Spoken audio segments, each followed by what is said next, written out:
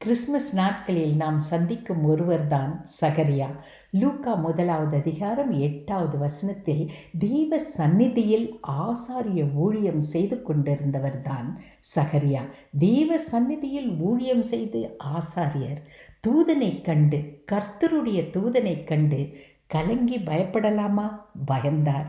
வேண்டுதல் கேட்கப்பட்டதை அவரால் நம்ப முடியவில்லை. எதினால் ஆகும்? கேள்வி கேட்கிறார். நான் கிழவன், மனைவியும் அப்படிதான் வயது சென்றவள். தன்னாலும் தன் மனைவியாலும் தேவன் அற்புதம் செய்கிறார் என்று நினைத்து விட்டார். அற்புதம் என்பது தேவன் நம்மை வைத்து செய்வதுதான். ஆனால் இயற்கைக்கு அப்பால் பட்டது. முடியாத ஒரு காரியத்தை தேவன் செய்து முடிக்கிறார் அல்லவா? அதை தான் அற்புதம் என்று சொல்லுகிறோம். அற்புதத்துக்காக காத்து கொண்டிருக்கிறீர்களா? தேவனை நோக்கி பாருங்கள். இயற்கைக்கு அப்பால் பட்ட அற்புதங்களை நம் வாழ்க்கையில் செய்வார்.